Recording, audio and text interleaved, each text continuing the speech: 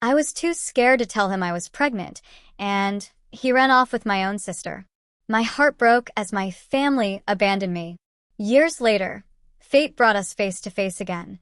The delicate silver necklace, with its tiny, sparkling star charm, glinted under the cafe lamplight. I recognized it instantly. Arthur had pointed it out in a jewelry store window just last month, claiming he was saving for a special occasion. Now, it rested against my sister Jeanette's skin, a brutal, shimmering testament to his betrayal. My name is Beverly, and my story begins on a Tuesday. The kind of dreary, rain-soaked Oregon afternoon that makes you want to curl up inside with a hot drink and a good book. That's exactly what I was doing, but the feeling in the pit of my stomach was anything but cozy. The rain tapped a steady, relentless rhythm against the cafe windows, blurring the quiet street outside into a watercolor painting of gray and green. Inside, the air was warm and smelled of coffee and steamed milk, but I couldn't truly feel any of it. A chill had settled deep in my bones that had nothing to do with the weather. Only the low hum of the espresso machine and the occasional clink of a spoon against porcelain broke the heavy silence between us. My fingers were wrapped so tightly around a cup of chamomile tea that my knuckles had turned white. The tea had gone lukewarm ages ago, but I didn't even notice. My focus was entirely on the man sitting across from me, Arthur. Arthur Brooks. He was staring out the window, his gaze fixed on the rain-streaked glass, deliberately avoiding my eyes. That should have been my first clue, that telltale sign that something was deeply, fundamentally wrong. He had this way of looking anywhere but at you when things got difficult, a cowardly habit I'd somehow rationalized as introversion. His jaw was tight, his shoulders tense, a rigid line of discomfort. He was a million miles away, and a terrible, cold dread began to crawl up my spine, coiling into a tight knot. Here's the thing, I had come here with a secret, a beautiful, terrifying, life-changing secret tucked away inside me, a secret I had practiced revealing 100 times on the drive over. The words were sitting right on the tip of my tongue, ready to spill into the space between us. I had imagined his face when I told him. Surprise at first, then maybe a slow, spreading smile, that boyish, lopsided grin that I used to love so much. I imagined him laughing, pulling me out of my chair and spinning me around right there in the middle of the cafe, oblivious to anyone else. I was ready. I was so ready to look him in the eyes and say the 4 words that would change our lives forever. I'm having your baby. But I never got the chance. Before I could gather the last of my courage, he cleared his throat. The sound was like a stone dropping into a quiet pool, sending ripples of anxiety through me. He finally turned from the window, but his eyes only met mine for a fleeting second, quickly darting away. Beverly, he began, his voice uneven, hesitant, like he was rehearsing a difficult script. First, I need to tell you something. I blinked, my own carefully rehearsed words dying on my lips, a bitter taste blooming in my mouth. A nervous laugh escaped me, thin and reedy. That's funny, I whispered, my hand brushing against the rim of my cup. I was about to say the same thing. A strange look crossed his face. Not curiosity, but something closer to panic, a flash of fear. No, let me go first, he said, exhaling sharply as if the words were a physical weight he had to force out of his chest. He took a long, slow breath. You are an amazing woman, Beverly. Honestly, you deserve so much. My heart stuttered, a cold tremor running through my chest. That's the kind of thing men say when they're about to leave. It's the gentle, cowardly preamble to a goodbye designed to soften the blow while simultaneously maximizing their own perceived benevolence. The cold dread from earlier turned into a solid block of ice in my stomach. But the truth is, he continued, his voice dropping, almost a whisper, I've fallen in love with someone else. The words didn't just hang in the air.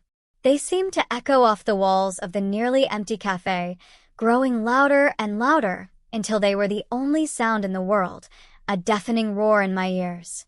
For a split second, I was sure I had misheard him.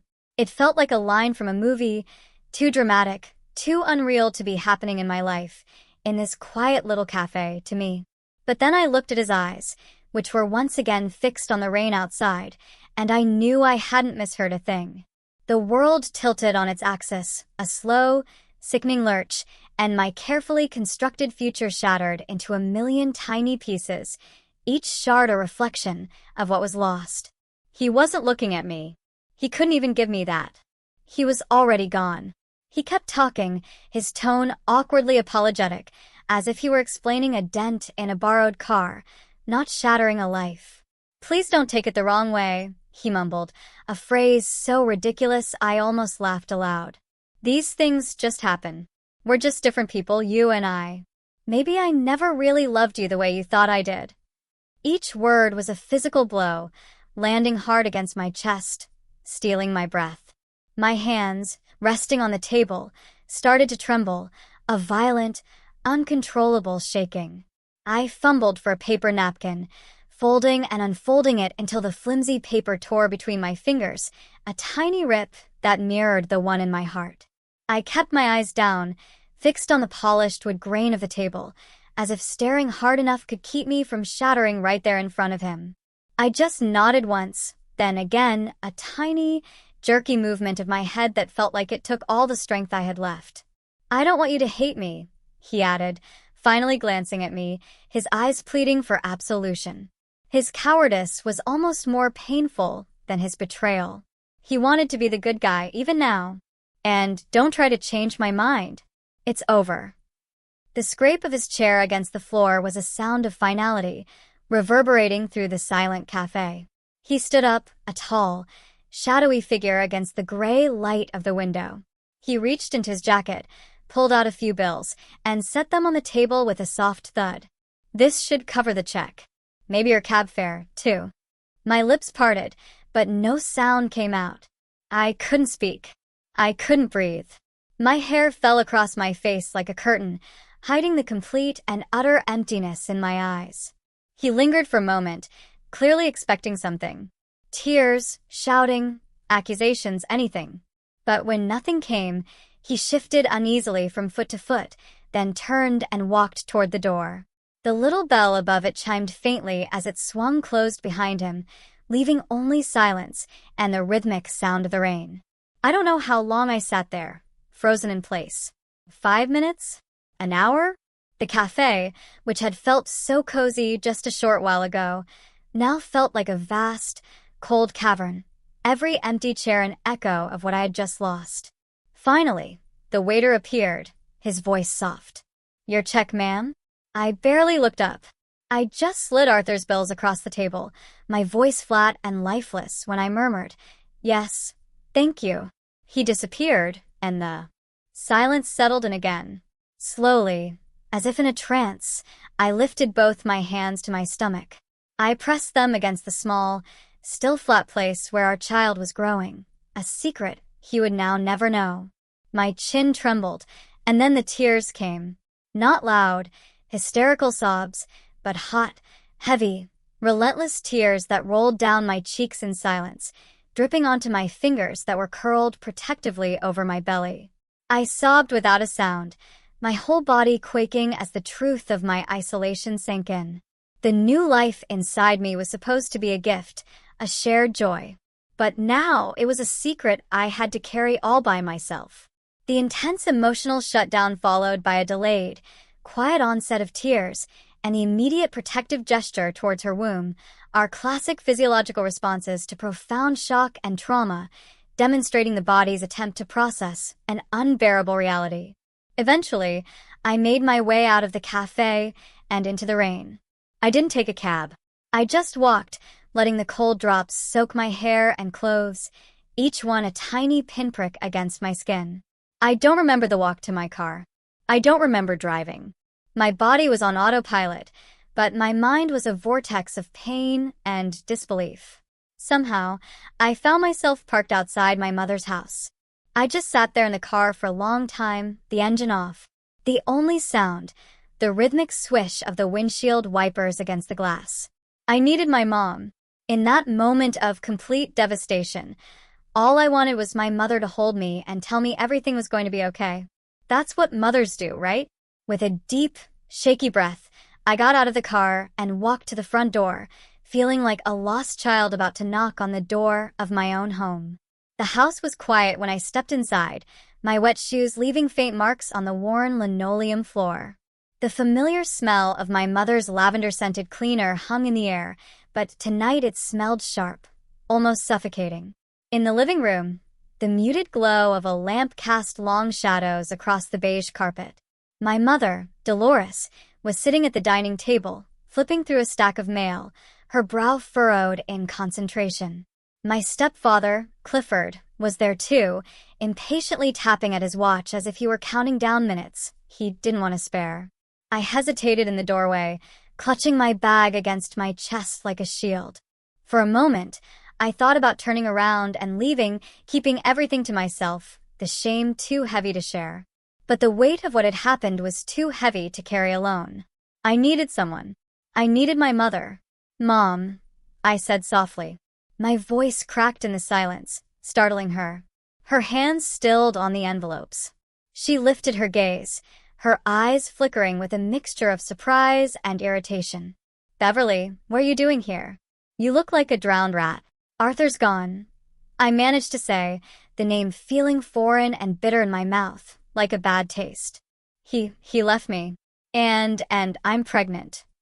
The word hung in the air, heavy and explosive like a bomb. Clifford let out a low groan, leaning back in his chair. "We're going to be late if we don't leave soon," he muttered, checking his watch again, his focus clearly elsewhere. My mother ignored him for a moment. Her focus was fixed on me, but there was no softness in her eyes. "Pregnant." The word came out sharp, like an accusation, a judgment. I nodded, my throat tightening. "Yes." I was going to tell him tonight, but he broke up with me before I could. "Listen, honey," she began, her tone smoothing into something that was meant to sound reasonable, but was as cold as ice, a chill that seeped into my very bones. "You're only 22. You have your whole life ahead of you. These things, they can be taken care of safely. Medicine is different now. You can't just throw your life away because of a mistake." A mistake? The word sliced through me like a knife, a cruel jab. This tiny life, my baby, was just a mistake to her.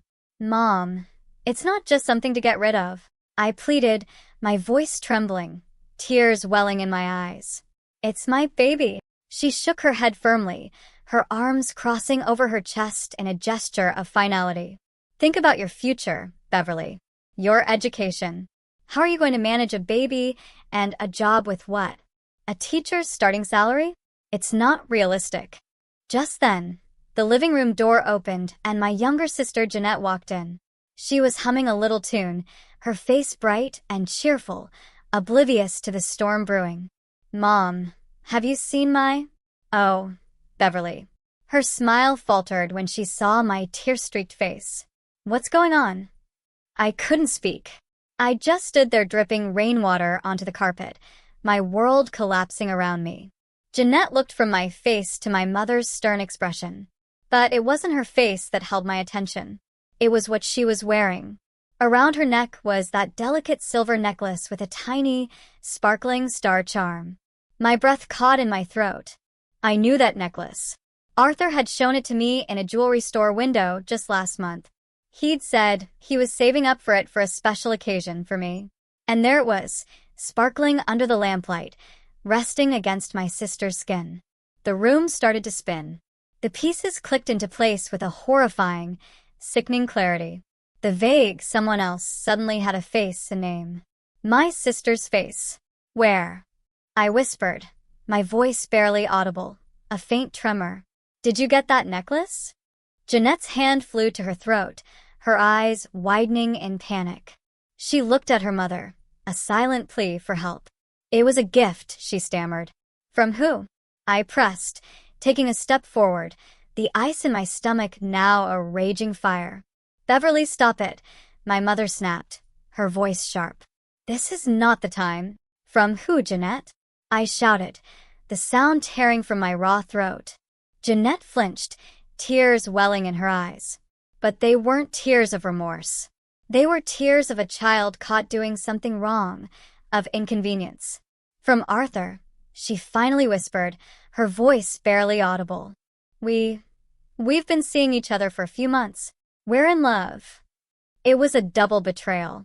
A wound so deep I didn't think I could ever recover. My boyfriend. And my sister. The two of them together behind my back. I looked at my mother, expecting, praying, for some sign of outrage on my behalf. Instead, she just sighed, a long, weary sound of impatience. She stood up and walked over to Jeanette, putting a protective arm around her. "Beverly, your sister is happy," she said, her voice devoid of all warmth, cutting me to the core. "Arthur is a good man with a future. It just happened. You need to be an adult about this." Being an adult? They had shattered my life, my family, my heart, and I was the one who needed to be an adult. The betrayal wasn't just from Arthur and Jeanette anymore. It was from my own mother, standing there defending my sister's treachery, effectively choosing her happiness over my profound pain. The emotional abandonment from her mother, coupled with the systemic invalidation of her feelings, functions as a form of gaslighting, making Beverly question her own reality and right to feel hurt. This dynamic is incredibly damaging, as it deprives the victim of crucial support and reinforces the idea that their pain is illegitimate. I was utterly, completely alone. I didn't say another word. I couldn't. There was nothing left to say. I turned around, my body moving like a wooden puppet, stiff and unnatural, and walked out the door, back into the relentless rain. I didn't look back. I got in my car and drove away with no destination in mind. The image of that silver necklace burned into my memory, a searing brand. I must have driven for hours, the windshield wipers keeping a frantic beat to the storm raging inside me. I ended up in a dingy motel room off the highway, the kind with a flickering neon sign and thin, scratchy blankets. I lay on the bed, fully clothed, and stared at the water-stained ceiling all night. I didn't cry. I think I was beyond tears. I was just empty, a hollowed-out shell, the silence of the room pressing in on me. My mind drifted to a different time, a warmer time. I remembered summers as a little girl, running barefoot through my grandmother Harriet's apple orchard, just outside of Eugene. I remembered the smell of freshly baked apple pie cooling on the windowsill, the sound of her laughter carrying across the yard. I remembered the feeling of her arms around me, strong and safe. How she'd listened to my childhood worries as if they were the most important things in the world. Back then, life had felt steady, safe. That was it. That was the only place left to go. The next morning, I drove to the nearest bus station. I used the last of my cash to buy a one-way ticket to Eugene. I didn't pack a bag. I just left with the clothes on my back and the tiny, secret life growing inside me, my only remaining hope. The bus ride was long and quiet. I sat by the window, watching the suburban neighborhoods give way to open farmland, fields damp with morning dew. Old barns tucked against rolling hills, their weathered with telling stories of generations past. The air seemed lighter out here, cleaner, a balm to my raw spirit. I closed my eyes, letting the rhythmic sway of the bus calm the storm inside my chest.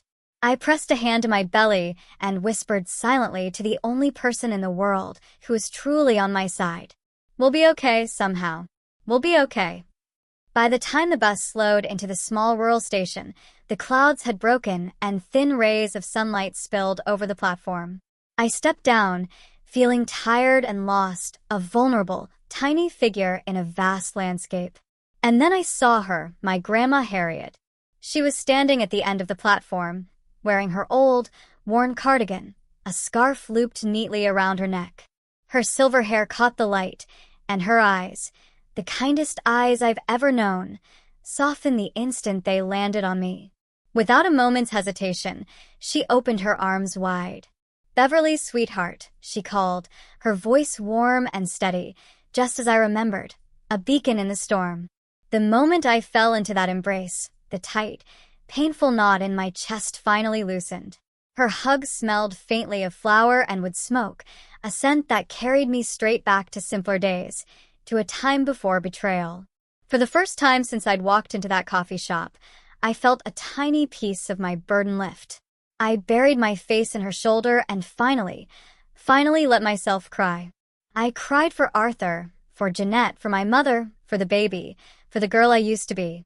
And my grandmother just held me, stroking my hair, letting me pour out all my pain without saying a word.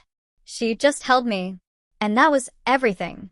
Grandma Harriet provided the secure attachment and unconditional support Beverly desperately needed. In stark contrast to her mother's dismissive and conditional response, Grandma Harriet's acceptance allowed Beverly to process her trauma and begin to build resilience, demonstrating the profound impact of a single, consistent, and loving figure in times of crisis. "You should have told me you were coming," Grandma Harriet said, keeping an arm around me as we walked toward her old pickup truck, its engine rumbling to life. "I would have baked that apple pie you loved so much." I managed a small, watery smile. "That's exactly why I didn't tell you. I didn't want you to fuss." We drove back along familiar country roads, the fields stretching endlessly under the autumn sky. She filled the silence with gentle questions about my classes, my friends, how I'd been. I tried to answer, but my words kept failing me, choked by the raw emotions still lingering. It wasn't until we were sitting at her cozy kitchen table, with steaming cups of chamomile tea between us, that I finally let it all spill out. The farmhouse was just as I remembered, lace curtains on the windows, jars of preserves lined up neatly on the counter, and the old grandfather clock ticking steadily in the corner, marking the passage of time. I wrapped my hands around the warm cup, staring into the steam, and told her everything. "He left me, Grandma," I said, my voice barely louder than a whisper. "Arthur's gone. And the woman he left me for, it's Jeanette." I saw a flicker of deep sadness in her eyes, but not surprise. It was as if she'd always known the character of her other grandchildren. "And I'm pregnant, Mom. Mom doesn't want me to keep it. She says it's a mistake." My grandmother's eyes never left mine. She didn't interrupt, didn't scold, didn't even gasp. She just listened, her gaze steady, her presence like an anchor in my storm. When I finished, tears were sliding down my cheeks again, hot and heavy. "I don't know what to do," I choked out. "I don't want to lose this baby, but I can't do it alone." She reached across the table and took my trembling hands in her own. Her hands were wrinkled and strong, hands that had gardened and baked and mended for a lifetime. "Then you won't do it alone," she said, her voice calm but resolute. "This is your home now, for as long as you need it. When you finish school, you can move here permanently. The local school is always short on teachers. You can work there and I'll help you look after the baby." Her words were so simple, so practical, yet they felt like a lifeline. For the first time since that horrible afternoon, I felt the heavy despair lift just enough for hope to slip in. I squeezed her hands tightly, my tears now flowing for an entirely different reason. In that small farmhouse kitchen, I wasn't abandoned. I wasn't hopeless. My child and I, we had a place in this world. This moment of unconditional acceptance and practical support offered a powerful contrast to the earlier betrayals, laying the groundwork for post-traumatic growth. The months that followed were quiet and healing. I transferred my college credits to a local school and finished my degree. Grandma Harriet never treated me like a burden. She treated me like a daughter, a cherished member of her small, loving world. We fell into a comfortable rhythm. We'd garden together in the afternoons, the rich earth cool beneath our fingertips, cook dinner in the evenings, the kitchen filled with comforting aromas, and sit by the fire at night, her knitting needles clicking softly as I studied. She'd tell me stories about her own life, about the hardships she'd faced after my grandfather's passing, about the inheritance of resilience that was passed down through the women in our family. She taught me that strength wasn't about not falling. It was about getting back up every single time. And then that winter, in the modest upstairs bedroom with a quilt-covered bed and lace curtains, I brought my son into the world. The labor was long and fierce, a testament to my own strength, but when the midwife finally placed the newborn in my arms, everything else faded away. He was so small, his tiny fists clenched tight, his cries piercing yet strangely comforting. I gazed at him through tear-filled eyes, my heart swelling in a way I had never known possible. "Walter," I whispered, the name feeling right and strong. Walter would carry my name, my strength. His future would not be tied to the man who had abandoned him before he was even born. From that day on, my life was turned completely upside down in the most wonderful and exhausting way possible. The nights were a blur of feedings and diaper changes. The days a marathon of juggling a newborn and my final college courses. But I never once resented it. I'd rise in the dark, silent hours, cradling Walter against my chest until his tiny breaths evened out and I'd smile through the fatigue. Every milestone, his first smile, his first laugh, the first time his small hand wrapped around my finger, was like sunlight piercing through clouds. It was a pure, uncomplicated joy that healed parts of me I didn't even know were broken. It wasn't easy. Money was scarce, a constant tightrope walk, and I counted every penny. I took on part-time tutoring work, grading papers late into the night after Walter was asleep. But Grandma Harriet was my rock. She watched Walter when I had classes, cooked warm meals that kept us going, and always reminded me that persistence was stronger than despair. "One step at a time, sweetheart," she would say, smoothing back my hair after a particularly long day. "That's how you climb mountains." And so I climbed. I defended my final thesis with Walter asleep in a carrier at the back of the room. A few professors raised their eyebrows, but no one could question my determination. By the time I graduated, a worn diploma in one hand and my beautiful son in the other, I had already secured a teaching position at the small elementary school just a few miles from the farmhouse. My first day, I stood before a classroom of bright-eyed second graders, chalk in my hand, and felt a profound sense of accomplishment. Walter was barely 2 years old, toddling around Grandma Harriet's living room while I taught, his happy giggles filling the farmhouse during my lunch breaks. Teaching had always been my dream, and now it was my reality. It wasn't just a job. It was my way of providing a stable, loving life for my son. Life was modest, but it was full. I didn't have much, but I had everything that mattered. Each evening, I'd walk home from school with papers tucked under my arm, my heart lifting when I saw Walter running to greet me at the gate, his face lighting up. He had my eyes and my stubborn chin, but his laugh was a sound of pure joy that echoed through the quiet countryside. The community embraced us. "You've raised a bright boy," neighbors would remark when Walter tagged along at the market. "He's so polite, so well-spoken. You must be proud." Proud didn't even begin to cover it. Walter was my anchor, my reason, my entire world. When loneliness crept in at night, when memories of Arthur and Jeanette's betrayal threatened to sting, I would just tiptoe into his room. I'd stand there watching him sleep under his patchwork blanket, his small chest rising and falling, and I would know with absolute certainty that I had made the right choice. I had chosen the better path. I was determined to put every spare dollar into a college fund for him, to give him every opportunity one never had. Grandma Harriet remained the steady, guiding force in our lives. She delighted in rocking Walter to sleep, teaching him old songs and sharing stories of my own childhood. The farmhouse became more than a refuge. It became the heart of our little family of 3. Years passed in that peaceful rhythm. I no longer thought of myself as abandoned. I thought of myself as whole, rebuilt into a new, stronger form. I was a mother, a teacher, and a granddaughter who had not let hardship destroy her. And every time Walter's laughter filled the house, I knew my life, though not the one I had once imagined, was exactly where it needed to be. Life in the small farming community settled into a steady, comfortable rhythm.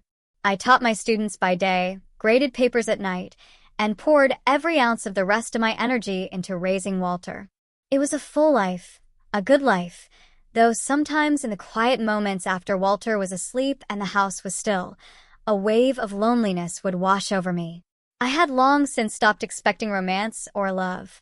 My son was my heart, my class my mission, and my grandmother my anchor. That seemed like it had to be enough. But life has a way of weaving people together when you least expect it. It happened one spring afternoon when Walter was 5. A big storm had blown through the night before, and a whole section of the old fence along our property had finally given way. I stood in the yard with Walter, staring at the broken posts, my brow furrowed in frustration. "Well, that's just great," I muttered, pushing a stray strand of hair out of my face. Walter, holding my hand, asked innocently, "Mom, how will we keep the deer out of Grandma's garden now?" Before I could answer, a voice called from across the field. "Need a hand with that fence?" I turned to see a man walking toward us. I recognized him as Franklin Green, a neighbor whose land bordered ours. He was a tall, broad-shouldered man with sun-weathered skin and the kindest eyes I'd seen in a long time. He was a carpenter by trade, a widower, and I knew from town gossip that he'd helped other neighbors with repairs more times than anyone could count. We'd exchanged pleasantries at the market, but nothing more. A touch of embarrassment colored my cheeks. "Is it that obvious?" I asked, gesturing to the collapsed fence. Franklin gave an easy, warm smile that made his eyes crinkle at the corners. Don't worry about it. Happens to everyone out here sooner or later. I've got some spare boards in my truck. If you don't mind, I can have it fixed up in no time. I hesitated for a moment, a reflexive instinct to not accept help, to do everything myself. But then I looked at his open, honest face and I nodded. "If you're sure, I'd really appreciate it." Walter was the one who warmed up to him first. While Franklin set to work, his movements efficient and strong as he hammered new boards into place, Walter peppered him with a million questions. Questions about his tools, about different kinds of wood, about how strong he was. Instead of brushing him off, Franklin answered every single question patiently, even letting Walter hold a hammer for a moment under his watchful eye. From that day on, Franklin began stopping by more often. Sometimes it was just to check on the fence, sometimes to drop off fresh eggs from his chickens, and sometimes just to say hello on his way home from a job. I noticed how Walter's face lit up whenever he saw Franklin's truck pull up. I saw how natural it was for my son to follow him around the yard, chattering endlessly, and how Franklin always listened with genuine interest. He spoke to Walter, not like a child, but like a small person with important things to say. I was slower to open up. My past had left deep scars, and I guarded my heart carefully. But Franklin never pushed. His kindness was steady, his presence quiet but reassuring. He joined us for dinner once, then again, until it became a weekly habit. He never tried to take over, never acted like Walter was my first priority. Instead, he fit himself gently into the empty spaces of our life, as if he had always belonged there. Seasons turned. Spring melted into a warm summer, which gave way to a crisp autumn. I found myself laughing more often, lingering in conversation with him on the porch after Walter had gone to bed. We talked about everything and nothing. He told me about his late wife, who he had loved dearly, and the quiet years after she was gone. I in turn found myself telling him about my past. Not all the painful details at first, but enough. I told him about being a young single mother and the struggles I'd faced. He never offered pity. He only ever offered respect. I caught myself watching him, whether he was repairing a gate or just listening to one of Walter's long stories, and I realized that my chest didn't feel tight with fear anymore. It felt warm. It felt safe. I realized I was falling in love with him, and the feeling wasn't terrifying like it had been with Arthur. It was calm. It felt like coming home. This gradual development of trust and affection, built on shared values and mutual respect, showcases the formation of a secure attachment. In contrast to the superficiality and betrayal of her previous relationships, Beverly found emotional safety and stability with Franklin, demonstrating the power of healthy relationship dynamics in healing past wounds. A year after that first day with the broken fence, we were working in Grandma Harriet's little garden behind the farmhouse. The sun was warm on our backs. Walter was off chasing butterflies. Franklin was quiet for a long time, and then he put down his trowel, turned to me, and took my dirt-smudged hands in his. He knelt there on one knee in the soft earth of the garden. He didn't have a fancy box, just a simple, beautiful silver ring that he held in the palm of his hand. There was no grand speech, just a quiet, heartfelt promise that meant more to me than any flowery words ever could. "Beverly," he said, his kind eyes looking right into mine. I'm not trying to change your life or replace anything you've lost. I just want to share it with you and with Walter. I love you, and I love that boy like he's my own. I can't fix your past, but I promise I'll spend the rest of my life building a future where you never have to feel alone again. Tears stung my eyes as I whispered, yes. Our wedding was simple, perfect. We held it right there in the backyard of the farmhouse, surrounded by a few close friends and our wonderful neighbors. Grandma Harriet stood proudly by my side, her eyes shining, and Walter, wearing a tiny, handsome suit, grinned from ear to ear as he served as our ring bearer. When the vows were spoken and I became Mrs. Beverly Green, I felt like someone who had been given a second chance, not just at love, but at happiness itself. Shortly after, Walter and I moved into Franklin's farmhouse just across the field. Our two lives blended together seamlessly. The house that had been quiet for so long now echoed with Walter's laughter and playful shouts. For the first time in years, I would lay my head down at night, feeling my husband's steady breathing beside me, and my heart would feel completely, utterly at rest. It wasn't a dramatic whirlwind romance. It wasn't rushed.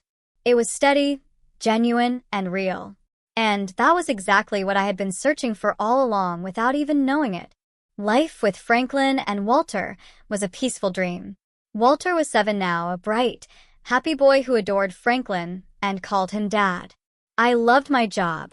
I loved my family. And the painful memories of my past had finally faded into distant, hazy shapes. I truly believed I had left them behind for good.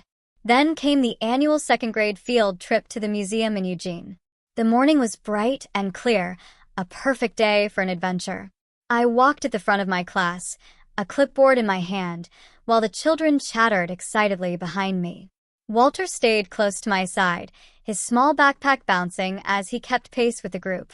We had a wonderful time at the museum, where the kids marveled at dinosaur bones and ancient artifacts. Afterwards, with some time to spare before catching the train home, I led them to a nearby city park. The air was fresh, the grass still damp. Children darted ahead to look at the fountains and flower beds, their happy voices mingling with the rustle of trees.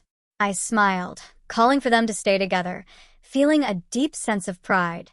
Pride for my students, for my son, for the beautiful, stable life I had built from ashes. And then, as we rounded the path lined with benches, I froze. Not 20 yards away, near the edge of the park, stood a couple, a man and a woman. I recognized them instantly. Arthur. And my sister Jeanette. My breath caught in my throat. Time seemed to bend, pulling me back 7 years to that rainy cafe, to the words that had broken me. But this wasn't the same charming man I remembered. Arthur's hair was thinner, his face tight with tension, etched with lines of stress. He was arguing with Jeanette, his voice rising in an angry, almost desperate tone.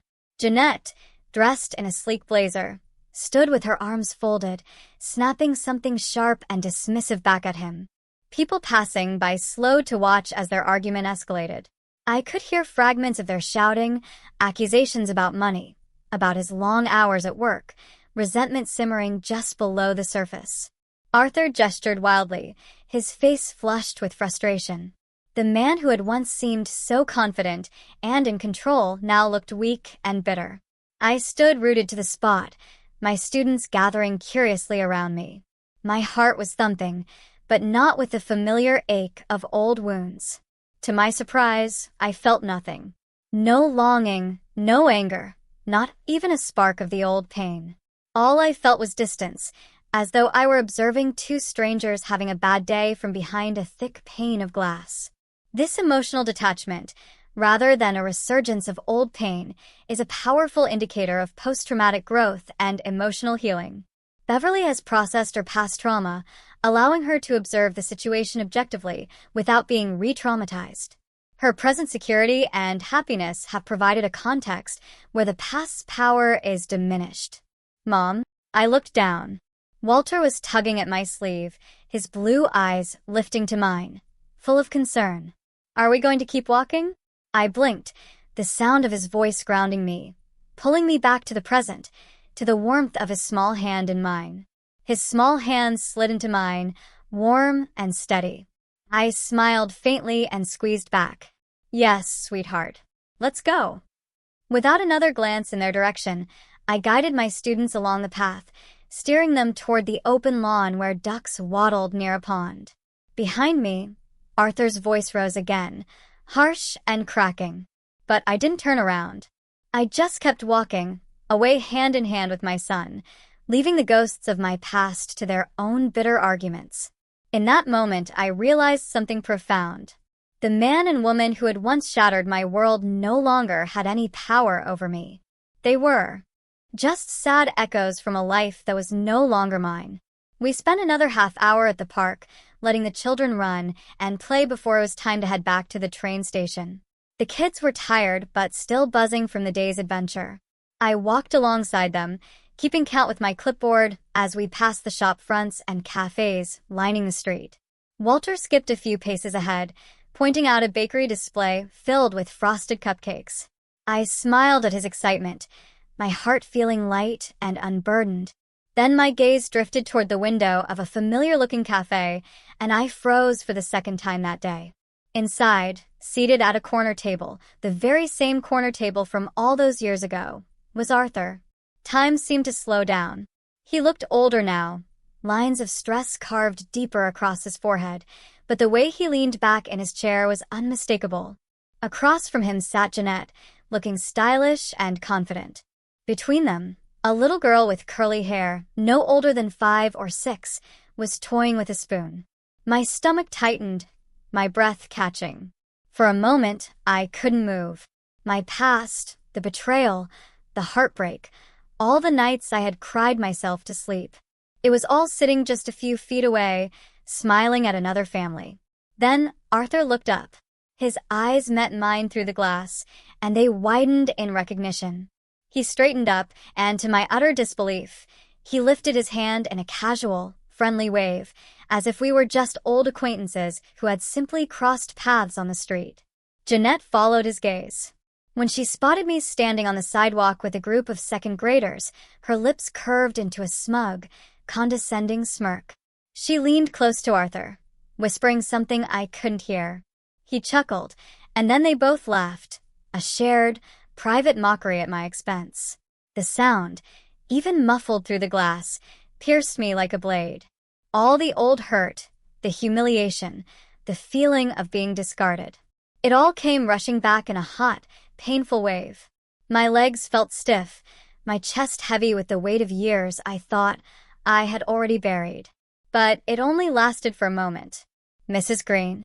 One of my students tugged at my sleeve. "Are we getting on the train soon, Mrs. Green?" The name was an anchor, grounding me instantly. I blinked, pulling myself back into the present. Walter was at my side now, looking up at me with concern. I forced my lips into a small smile and nodded. "Yes, we are. Come on, everyone. Let's not be late." Gathering my class, I turned my back to the cafe. I turned my back on their laughter, on their judgment, on the entire miserable chapter of my life. They represented the voices, the memories. They could stay behind that glass. I guided the children swiftly toward the platform, my steps firm and purposeful. As we climbed aboard the waiting train, I heard a faint voice calling my name from behind. "Beverly." I didn't turn. I ushered Walter inside, making sure every child was accounted for, my movements calm and deliberate. The doors slid closed with a soft hiss. The whistle blew, and the train lurching forward. Through the window, I caught one last glimpse of Arthur, standing outside the cafe. His smile gone, his expression unreadable as he watched the train pull away. The train door closed, and it was like a final, definitive period at the end of a very long, very painful sentence. It was over. Truly over. I exhaled slowly, my heart steady. The past had reached for me one last time, but I had chosen not to take its hand. The train door slid shut, a solid final sound that separated my present from my past. As the train began to move, carrying me away from that street, away from that cafe, away from them, I felt a profound sense of release. I was finally, truly free. The train picked up speed, its wheels clattering against the rails with a steady, comforting rhythm. I guided my students to their seats, my teacher's voice calm, and practiced as I counted heads one last time. Walter slid into the window seat beside me, pressing his small palms against the cool glass. He was quiet for a moment, his brow furrowed in thought. "Mom," he asked, his voice soft. Who was that man? "The one who was looking at you." My breath caught for a second, but I forced my shoulders to relax. I brushed a strand of hair from my face and smiled gently at him. A real smile this time.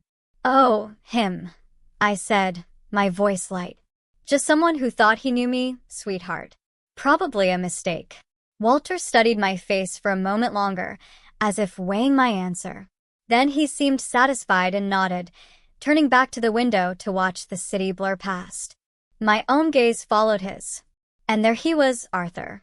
He was standing alone on the platform now, his posture stiff. Jeanette and the little girl were nowhere in sight. He just stood there, a solitary figure against the concrete, watching the train depart. His eyes were fixed on our window, and they held an expression I had never seen on him before. Not arrogance, not mockery, but a hollow sort of confusion, almost regret. He raised a hand slightly as if he was tempted to wave again, but then he let it fall uselessly to his side. My chest tightened, but not with the familiar ache of old wounds. Instead, a strange, unexpected sense of calm washed over me. I didn't feel anger or even pity. I just felt done. I didn't wave back. I didn't even nod. I simply turned my focus to the boy seated beside me, who was already pulling a notebook from his backpack to sketch the ducks he had seen in the park. The train carried us farther and farther away. Arthur's figure grew smaller through the glass until he was just a blur. And then he vanished altogether, swallowed by the distance. I let out a breath I hadn't even realized I was holding. For years, the shadow of that betrayal had followed me, creeping into quiet nights, making me wary of happiness. I had wondered what I would feel if I ever saw him again. Rage, grief, some desperate, pathetic flicker of hope. But now, in this moment, I felt none of those things. What I felt was peace. My hand rested lightly on Walter's shoulder, steady and protective. He looked up from his drawing, grinning as he held it out for my approval. I smiled back, my heart full, unburdened. The past had tried to catch me, tried to remind me of what I had lost. But I no longer lived there. My life was here, with this wonderful child who needed me, with a good man who loved me, with the home that was waiting for our return. By the time the train pulled into our small rural station, the sun was dipping low, painting the Oregon sky in shades of pink and gold. The children filed off, their chatter buzzing with the leftover excitement from the trip. I guided Walter down the platform, my heart feeling lighter than it had in years. Each step away from the city felt like a step deeper into peace. When we reached our farmhouse, the warm smell of something savory and delicious drifted through the open kitchen window. The porch light was on, a welcoming golden beacon in the twilight. We walked inside, and there was Franklin. He was standing in the kitchen, his sleeves rolled up, moving confidently between the stove and the counter. He looked up as we walked in, his face breaking into that easy, wonderful smile of his. "Perfect timing," he said, lifting a skillet. "Dinner's almost ready. Just waiting on my fishing partner here." He winked at Walter. Walter dropped his backpack by the door and ran forward, practically bouncing on his toes. Dad. "Tomorrow I'm going to catch the biggest fish in the whole river. Bigger than the dinosaur we saw at the museum. You'll see." Franklin laughed, a deep, happy sound that filled the whole kitchen and ruffled Walter's hair. "Well, then I'd better bring an extra-large pan, because your mom is going to need proof." I leaned against the doorway for a moment, just watching them. The soft lamplight wrapped the room in a warmth that no storm could ever chase away. My son's laughter was clear and unburdened. The man I loved moved with the kind of gentleness that came from a love that was freely given, not taken. This was real. This was my life. Walter darted over to me, tugging at my hand. "Mom, you'll eat the first piece of my fish, right? Promise." I bent down, brushing a kiss across his forehead. "I promise," I whispered, my smile tender. I glanced up at Franklin then, and our eyes met in a moment of quiet understanding. There were no grand gestures, no speeches, just the shared knowledge that what we had built together was strong and real, and it was more than enough. I slipped off my coat and hung it by the door. And as I did, I realized something. I didn't feel the weight of what had been. I didn't hear Arthur's voice in the back of my mind. I didn't see the shadows of that rainy cafe or the mocking laughter behind the glass. Those ghosts had no place here. They had been left behind on a lonely train platform where they belonged. What mattered was here. Now. It was the boy twirling in the kitchen, excited about tomorrow's fishing trip. It was the man stirring a pot on the stove, humming softly to himself. It was the life we had created together, steady and honest and true. I walked into the kitchen, wrapping my arms around Franklin's waist from behind, resting my cheek against his strong back. He reached for my hand and squeezed it gently. And in that simple, quiet moment, I knew with every fiber of my being that I was exactly where I belonged. The journey of healing, growth, and finding true belonging in Beverly's story serves as a powerful testament to the human capacity for resilience. It reminds us that while we cannot control the actions of others or prevent betrayal, we do have agency in how we respond and who we choose to build our lives with. True happiness and fulfillment often come not from adhering to preconceived notions of what life should be, but from adapting, trusting one's inner compass, and cultivating authentic relationships that nurture our self-worth. Beverly's story reminds us that the paths we think we're supposed to be on sometimes lead to dead ends, just so we can turn around and find the right road waiting for us all along. If you have a story of your own about finding strength you never knew you had after betrayal, I'd love to hear about it in the comments below. Have you ever had to leave a significant part of your past behind to truly embrace your future? And what did that feel like?